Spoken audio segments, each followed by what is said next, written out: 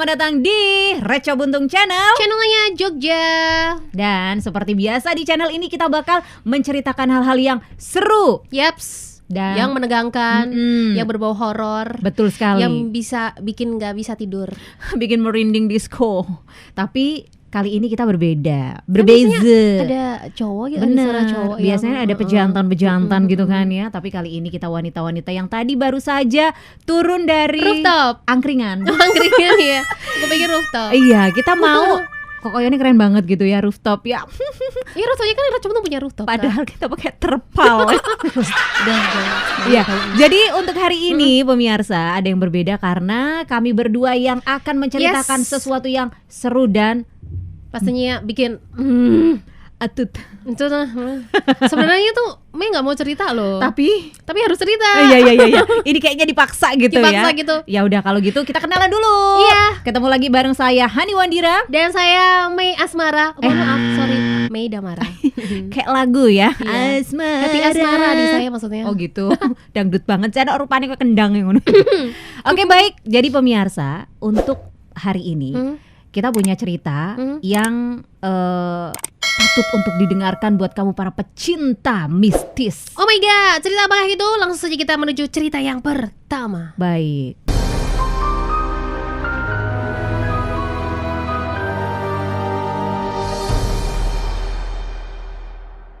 Ini adalah cerita yang berasal dari tahun sekitar 2009. Cukup Wow, lama sih ya. Cukup lama, 2009. Saya nggak perlu sebutkan di daerah mana karena nanti nggak ketahuan. Oh, enggak ketahuan. Enggak ketahuan, guys. Iya, jadi begini pemirsa dan juga Medamara. Cerita ini dialami sama saudara Hani. Oke. Jadi laki-laki dua nih ya. Saudara Hani itu sebut saja namanya Budi. Budi. Ted. Judi Judi itu Bu ya. Oke, baik. Budi itu saudara saya yang mempunyai teman namanya sebut saja Joni. Oke. Joni ini adalah anak orang kaya, anak orang yang berada di kampungnya gitu. Jadi karena kayanya itu bapaknya itu punya mobil lebih dari 2 lah ya kita sebutkan. Nah, jadi malam itu ini kejadian adalah tentu terjadi pada malam hari. Karena mereka ini kan sekolahnya di STM tuh, Budi saudaraku sama si Joni ini anak STM. Ada acara, kalau nggak salah tuh acara nikahan dari temen nongkrong, teman PKL katanya. Oh, Teman gitu. PKL karena biasanya anak otomotif itu PKL-nya di bengkel. Nah jadi di sebuah bengkel itu kan ada krunya. Nah krunya ini salah satunya menikah lah. Mereka malam itu acara resepsinya itu mereka itu pada datang. Ya standar lah ya, resepsi pernikahan tuh jam 7 sampai jam 9 malam Habis gitu maghrib kan. gitu lah ya. Iya benar, abis maghrib abis isya itu. Nah pada datang lah. Nah si Budi saudaraku sama Joni ini jadi diajak bareng. Jadi dari tempat PKL menuju dari rumahnya menuju ke tempat yang tadinya tempat PKL itu dan ya sekitaran situlah gedung pernikahannya itu memakan waktu sekitar 1 jam. Lama ya. Jogja Magelang lah 1 jam tuh. Ya bisa Enggak, jadi bisa betul. Jadi, oke. Nah jadi ketika berangkat biasa ya, nggak ada apa-apa gitu. Jadi cuman Aman. berdua dan itu si Joni Oke. bawa mobil, salah satu mobil ayahnya yang kecepatannya itu tinggi gitu Mei. Jadi mobilnya itu kayak bisa dibilang mobil sport, pokoknya mobil-mobil yang larinya kencang banget gitulah. Nah jadi sudah lah ya ketika resepsi sudah, terus abis itu biasanya kalau di acara nikahan atau acara hajatan gitu jadi ajang kayak reuni gitu juga Iya ya. bener. Ya harusnya mungkin acara selesainya jam 9 jadi agak molor dikit jadi jam 11-an. Nah gitu akhirnya dari jam 9 lah mereka itu udah kalau nggak salah acara udah selesai tuh jam 9 jam 10 nongkrong dulu mereka. Oke. Ketemu kan sama teman-teman yang tadinya juga dari tempat satu PKL sama kru-kru yang ada di bengkel itu nongkrong dulu sampai sekitar jam 12. Nah terus karena Budi sama Joni ini kan harus pulang lagi kan dengan perjalanan yang cukup lama ya 1 jam. Akhirnya jam 12 itu memutuskan untuk pulang pulang jam 12 malam. Iya jam benar. 12. Okay. Nah, jadi ketika jam 12 ini pemirsa, bayangin lah ya, jam segitu kan biasanya udah jalanan udah sepi ya. Benar. Jalanan udah lengang, terus situasi udah pokoknya udah sepi, kayak kalau misalnya anak bujang, anak ABG terus dibawain mobil cepat, mobil kenceng kayak gitu. It's time to show. Ya bener banget, berasa kayak di sirkuit balap ya. Benar. Akhirnya kenceng banget lah itu bawa mobilnya. Yang nyetir Joni yang punya mobil itu. Nah, awalnya biasa, tapi ketika jalan semakin lengang semakin kenceng dia. Kira-kira kencengnya itu berapa kilometer per jam? 100 mungkin ya? 100 ya, 105 bisa, ya? Ya bayangin mungkin kalau laki-laki gitu ya, bujang ketika dipegangin mobilnya seperti itu dan memang suka otomotif di jalan yang lengang malam hari sepi ya kan, terbayang kayak di sirkuit balap ya, koyo malah dibayar ngono kae. Berarti cepet banget lah. Iya. Nah, semakin kenceng sesuatu terjadi di situ. Apa tuh? Jadi dengan memacu kekencangan mobil itu, tiba-tiba ada sosok bisa disebut Mbak Kun, ya. Jadi sosok berbaju putih. Pertama itu melayang ketika kekencangan itu masih cukup bisa ditolerir gitu ya. Itu Mbak Kun itu tiba-tiba muncul di atas. Di atas mobil? Iya, terbang di depannya itu sambil mengiringi gitu loh. Itu kan karena kencang tapi kayak nggak ketiup angin gitu loh itu makhluk. Makhluknya itu jadi kelihatan katanya kakinya itu pucet kayak habis kerendam air, bajunya panjang, rambutnya panjang, bajunya warna putih. Itu melayang tadinya di depan mereka. Oh my god. Si Budi panik kan? Kamu ngeliat itu? Iya yang lihat. Nah, dipikirnya kalau mereka kenceng dia nggak akan ngikut tuh kan. Semakin kenceng semakin mendekat. Dia kenceng, semakin dikencengin tuh mobil. Semakin mendekat Bu, itu semakin turun. Dari atas terbang, semakin turun, semakin kenceng lagi, semakin turun dan akhirnya apa? Duduk di kap mobil. Jadi dia duduk di depan mereka berdua, di depan mata, tapi membelakangi mereka kan. Sebentar, berarti kan ini mobil gitu ya. Terus Mbak Kunnya di depan sini, ada di sana. Iya benar.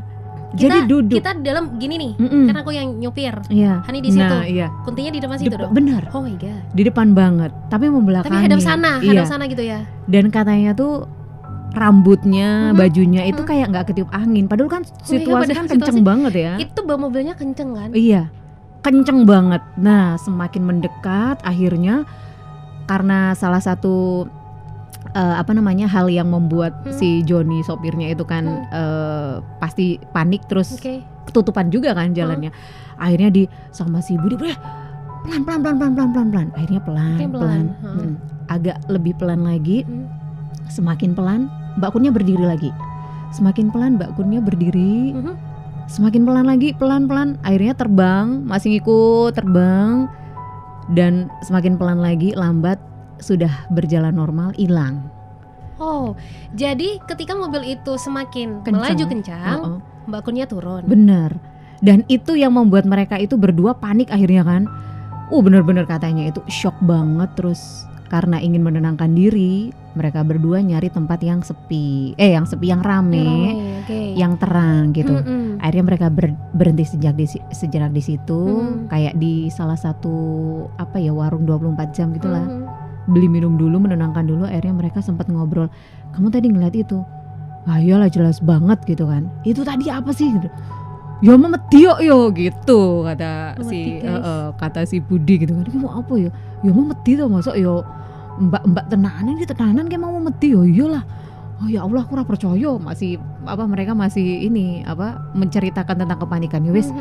Saiki mulai alon-alon wae gitu. Akhirnya mereka pelan-pelan sambil ngeliat jam tuh, udah jam 1. Waduh. 1 jam yang lalu.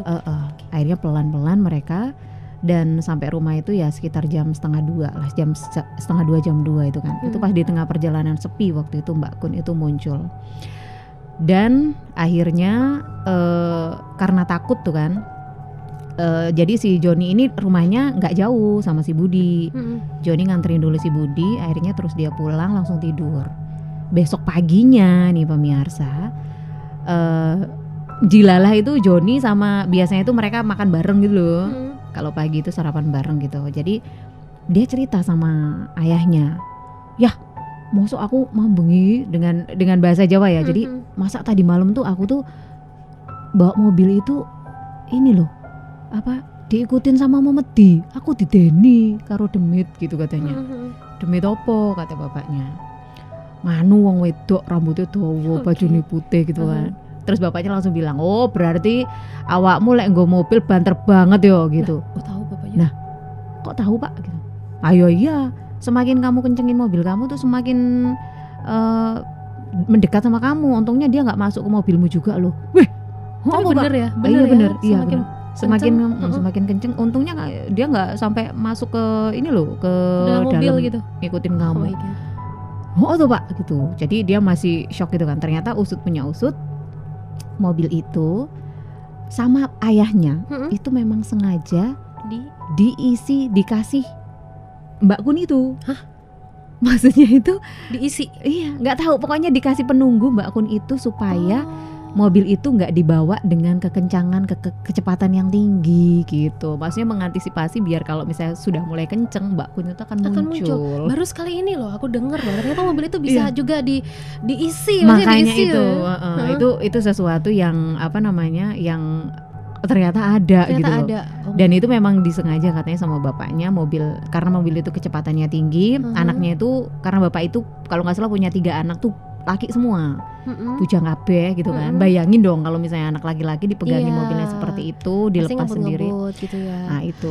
Oh jadi tujuan bapaknya untuk ngisi mobil itu dengan itu tuh biar anaknya kalau bawa mobil itu nggak kebut-kebutan gitu pemirsa. Tapi jujur ini baru sekali loh Mei dengar ternyata ada hal kayak gitu. Bener banget. Dan ini nggak cuma untuk anaknya, tapi ketika bapaknya juga, bapaknya ya wedi jane. Maksudnya makanya dia nggak akan berani bawa mobil itu dengan kecepatan tinggi supaya Mbak Kun itu juga nggak muncul. Kok bisa ya? Jadi semenjak itu terus si Joni ini bilang sama Budi, "Bud, we gelem nggak ndelok menen, ndelok nganu." Kita ngebut yuk kayak gitu ya. Akhirnya si Budi ini tahu, ternyata begitu. Akhirnya mereka nggak pernah ngebut lagi kalau bawa mobil itu. Gitu. Yang jadi pertanyaan adalah bapak itu ngisinya itu di mana ya? Iya, mungkin ya di salah satu orang pinter gitu yang nggak tahu itu siapa, cuman bisa ternyata ya ada kerjasama lah ya dengan si makhluk itu. Nggak, tapi kayak aneh aja gitu loh pemirsa, nggak sih, maksudnya mobil diisiin sama sesuatu yang menjaga kasat mata gitu kan, untuk menjaga biar kita tetap stabil untuk apa namanya dalam kita berkendara, nggak kebut-kebutan. Ternyata memang benar-benar ada gitu kan. Ojo ngantilah nek ngono ya, jangan mengikuti hal yang seperti itu. Kita sendiri yang mengontrol kayaknya ya, untuk jangan sampai melakukan hal-hal yang membahayakan untuk diri kita dan orang lain. Gitu. Oke, terima kasih Hani sudah bercerita tentang apa nih, berarti mobil gaib ya? Iya, bisa dibilang mobil penunggu mobil. Penunggu mobil. Ya pokoknya apa ya? Nanti kita tanya sama editor aja kali. Isi di dalam mobil. Isinya biasa ya. Jok setir ya, Pak. Oke deh pemirsa, itu tadi cerita dari Hani Wandira tentang mobil yang ternyata diisi, benar-benar sengaja diisi sama makhluk yang punya mobil itu. Benar. Dengan makhluk yang tak kasat mata. Dan ternyata memang ada pemirsa ya. Oke, nanti di next video kita bakal nyeritain lagi, dan nanti gantian Mei yang akan menceritakan kisah yang menakutkan, merinding disco.